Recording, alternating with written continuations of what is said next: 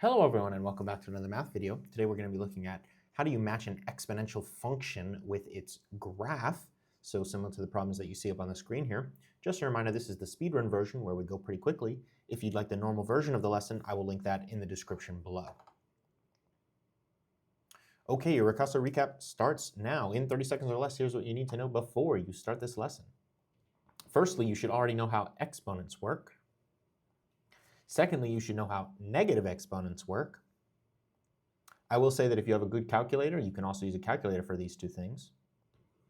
And lastly, you should know how to graph points on the coordinate plane. If you'd like a refresher on any of these three topics, I will link refresher videos in the description below. Please go watch those before you start this lesson. All right, new lesson starts now. Here we go. So, an exponential function always looks something like this. It will say y equals, and by y equals, it could also say, for example, over here on the left, you see it says a of x. All right, this is just the name. Doesn't mean anything mathematically, really. So this is function a. All right, equals a number, parentheses, another number, parentheses, x in the corner. All right, and typically we call, let's change the name. I want to change the name to g of x, there. Typically we call this a and this b. So over here on the left-hand side, we're going to graph this. And you'll notice that the only thing that I've changed in these problems is the number inside the parentheses is always 2. Okay, and let's see what happens when we change the number on the outside. So let's graph them. All right, here's the first one. Boom. Cool. Now let's change the 1 to a 2. Okay, seems to move it a little bit. What about when we change it to a 3? Okay, and if we change it to a 4? All right.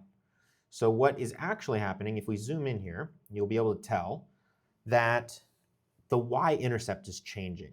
Okay, red graph, the number 1 is on the outside. It hits at 1, y-intercept of 1. Blue graph, number outside is 2, hits at 2. Similarly, green 3 and 3, purple 4 and 4. All right, so the number outside of the parentheses is the y-intercept, always. Okay, whatever number's outside the parentheses, that's our y-intercept. Now, what happens if we change the number on the inside? So, here we have our starting function.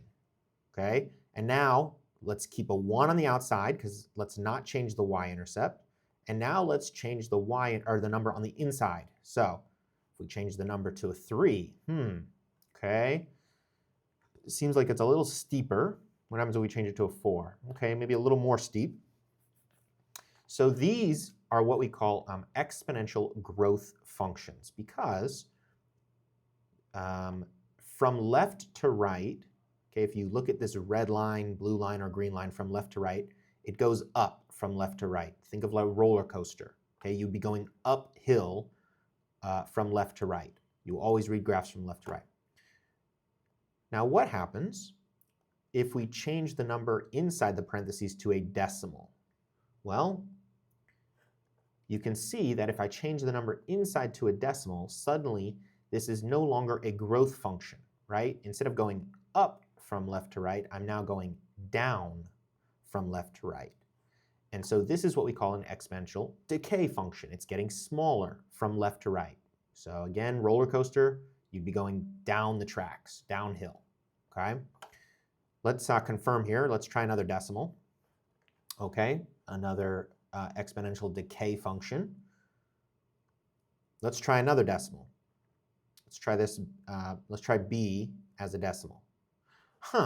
So why is this decimal an exponential growth function? And the reason is because the number on the inside, you'll notice that 0.1, 0.5, these are between 0 and 1. This is bigger than 1. And so the way we say this, okay, remember the number on the inside is the b number. So we say that if b is bigger than 1, then it will be a growth function. If b is between 0 and 1, it will be a decay function. Okay? So again, paying attention to the number inside the parentheses will tell you whether it's a growth or decay function. All right, let's use some of this info. Here we go. On the right-hand side, you have 4 graphs. And on the left-hand side, you're supposed to match these to the right graph. And again, remember that at the very beginning, this k parentheses x, that's just the name. This is function k. This is function j, g, n. All right, so these are just the function names. Now, here are some things that we're going to test. So we're not going to do these yet because we've already talked about, we haven't talked about them yet, but we have talked about y-intercept, growth, or decay. So the y-intercept we said is the number outside the parentheses. So for k, the number outside the parentheses is 1/3. For j, it's 4. For g, it's 3. For n, it's 3. Well, we can start eliminating right now because j is the only graph that hits the y-intercept at 4. So when I look at the graphs on the right-hand side, which one has a y-intercept of 4? Well, that would be the first one here, okay? So j is done, okay? We know which graph goes to j. We can do the same thing with k because k is the only graph that has a y-intercept of 1/3, right? 1/3 is a little bit more than 1. So which graph has a y-intercept a little bit, or I mean a little bit less than 1, I'm sorry, more than between 0 and 1, that would be this bottom right corner. That's k. So this one's done as well. Now for g and n, they both have the same y-intercept. So we need to now check the growth or decay. Okay, and you should always go in this order. Start with y-intercept, then go growth or decay. So for growth or decay, we look at the number inside the parentheses. This number is between 0 and 1, so this is a decay function. This number is bigger than 1, so this is a growth function. And so now let's check g. Let's check g first. G is a decay function that has a y-intercept of 3. Decay means that it goes down from left to right. So that would be this graph right here. It goes down from left to right, going downhill. And then n should be a growth function that has a y-intercept of 3. Well, that would be the top right corner here. This is n, right? Growth function has a y-intercept of 3. Now, for these, you might look at these and say, wait a second. For q, where's the number on the outside of the parentheses? Well, it's just invisible. Okay, there's an invisible 1. Same thing for m. For n, there's no parentheses, and that's because they're also invisible. So this should be around the 2, and then there's a 1 in the front. And then there's a 1 here. So if you don't see the parentheses or the number outside the parentheses, just know that they're there. Now, so now we do the same process. Y-intercept, 1, 1, 1. That doesn't help us eliminate. Growth or decay. This is decay. This is decay. This is growth. And this one, be careful with the fractions, right? 4/3 is 1.3 repeating, so that is growth because that number is bigger than 1. All right, that still doesn't help us eliminate because, you know, we've got 2 decay, 2 growth. So the next test that you need to do is x equals 1. So let's plug in x equals 1 for our q function. So q of x equals 1 times 1/2 to the x power. Let's replace the x with a 1 instead and evaluate. So that would be 1 times 1/2, which is just 1/2. Okay?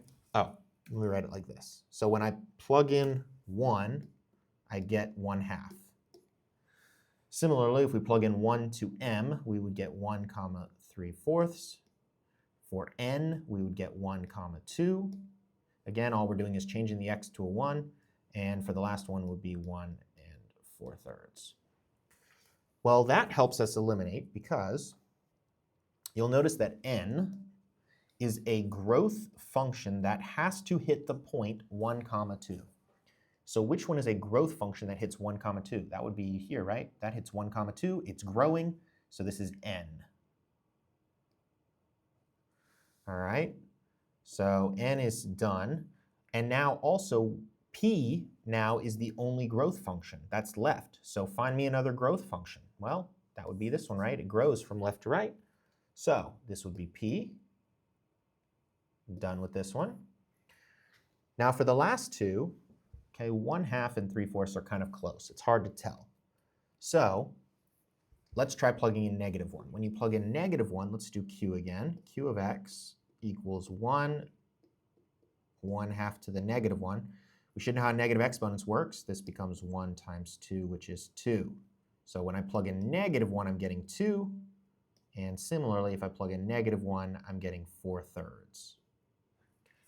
So q is a decay function that has to hit -1, 2. So find me a decay function that hits -1, 2 right evenly, and that would be here. Okay, so this is q, process of elimination. This is m. So, start with y-intercept and work your way down as needed. All right, here's our cool clock for today, which means that it is time for you to practice what you just learned. Go ahead and pause the video and try these two problems on your own. And when you're ready, you can unpause the video and we'll check your answers. Okay, now that you've had time to work these problems, let's check your solution.